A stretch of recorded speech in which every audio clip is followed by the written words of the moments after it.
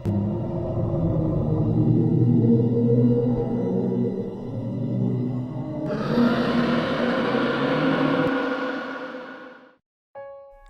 পৌরাণিক কাহিনীতে সর্পকে প্রায়শই মহান আধ্যাত্মিক তাৎপর্য সহ শক্তিশালী এবং ঐশ্বরিক প্রাণী হিসাবে চিত্রিত করা হয়। আমাদের সনাতন ধর্মে সবচেয়ে বিশিষ্ট সর্পদেবতাদের মধ্যে একজন হলেন বাসুকি। বাসুকি ঋষি কাশ্যপ এবং তার স্ত্রী কুদ্রুর অন্যতম পুত্র। আজকের ভিডিওতে নাগ বাসুকির সম্পর্কে জানব।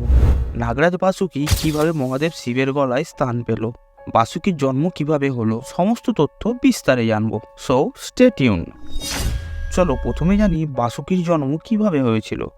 দাক্ষ প্রজাপতির দুই পুত্রী ছিল, বিনোদন এবং কুদ্রু। দাক্ষ তার দুই পুত্রীর সাথে ঋষি কাশ্যপের বিবাহ দেন। ঋষি কাশ্যপ একদিন প্রসন্ন হয়ে তার দুই স্ত্রীকে বলল, আপনারা আমার কাছে বর চান। তখন মাথা কুদ্রু 1000 পুত্রের মা হওয়ার বরদান চান।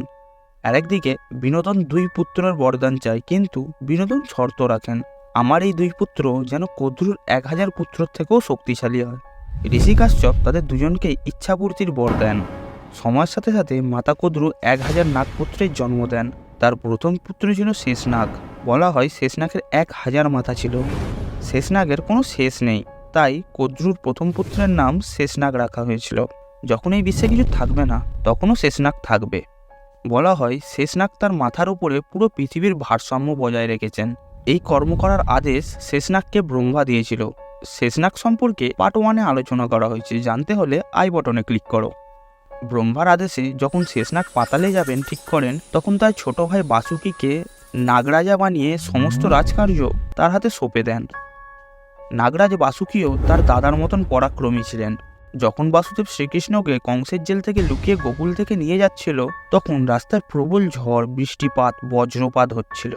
এই বৃষ্টির জল এবং যমুনা নদীর ঢেউ থেকে নাগ বাসুকি শ্রীকৃষ্ণকে রক্ষা করেছিল।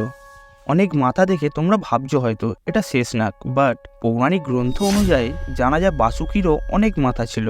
নাগ বাসুকিই ছিলেন যিনি শ্রীকৃষ্ণ এবং বাসুদেবকে যমুনা নদী পার করতে সাহায্য করেছিল। ভবিষ্য পুরাণ মালিকা গ্রন্থ থেকে জানা যায় নাগ বাসুকির মাথাতেই নাগমণি বিরাজমান রয়েছে। নাগরাজ বাসুকি শিবজির ভক্তিতে তার দাদা শেষনাগের মতনই রাজপাট ত্যাগ করেছিলেন। বাসুকির পর তার ভাই তক্ষ তৃতীয় রাজা হন। চলো এবার জানা যাক নাগ বাসুকি কেন শিবের গলায় বিরাজমান আছেন। আসলে এর পেছনে অনেক রিজন আছে, তার মধ্যে কিছু আজ ডিসকাস করব। প্রথম কথা অনুযায়ী শিবলিঙ্গ প্রথম নাগরাই পূজা করেছিল, আর ওই সময় নাগেদের রাজা বাসুকি ছিলেন। নাগরাজ বাসুকিও শিবজির তপস্যা করতেন। একদিন শিবজি বাসুকির তপস্যায় খুশি হয়ে তাকে বর চাইতে বলেন। নাগরাজ বাসুকি তখন বলেন, হে প্রভু, আমাকে এমন বর দিন যাতে আমি সবসময় আপনার সংস্পর্শে থেকে আপনার নামে স্তুতি করতে পারি। এরপরই শিবজি প্রসন্ন হয়ে নাগরাজ বাসুকিকে নিজের গলায় ধারণ করেন।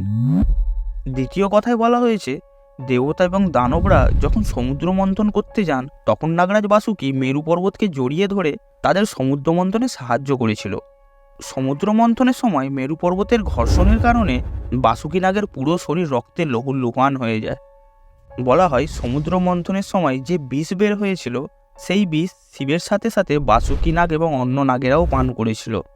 নাগরাজ বাসুকি ও অন্যান্য নাগের নিঃস্বার্থ কর্ম দেখে শিবজি প্রসন্ন হয় এবং নাগরাজ বাসুকিকে নিজের গলায় ধারণ করে নেয়। তৃতীয় কথা অনুযায়ী যখন শিব এবং পার্বতীর বিবাহ হয়, তখন সমস্ত দেবী দেবতারা মহাদেব শিবজিকে সুসাজে সজ্জিত হতে বলেন। শিবজির সুসজ্জিত সাজের সাথে কোনো সম্পর্কই ছিল না, কারণ তিনি ছিলেন বৈরাগী। তখন শিবজি এই দায়িত্ব নাগদেরকে সঁপে দেয়। এরপর নাগরাজ বাসুকি শিবজির গলায় অলঙ্কারের মতন সুসজ্জিত হয়।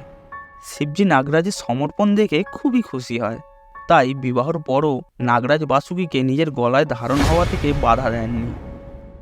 শিবজির গলায় নাগরাজ বাসুকি এর স্থান, এই 3টি কথাই সব থেকে প্রচলিত। এটা বলে দিই, নাগরাজ বাসুকি শিবজির গলায় শুধু আভূষণ হিসাবে ছিলেন না, তিনি সময়ের সাথে সাথে তার সমর্পণও দেখিয়েছিলেন। ত্রিপুরধায়ের সময় নাগ বাসুকি শিবধনুষের দড়ি হয়েছিলেন।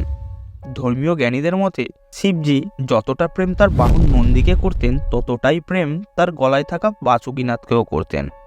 এই জন্যই শিবলিঙ্গকে নাগরাজ বাসুকি ছাড়া অসম্পূর্ণ মানা হয়।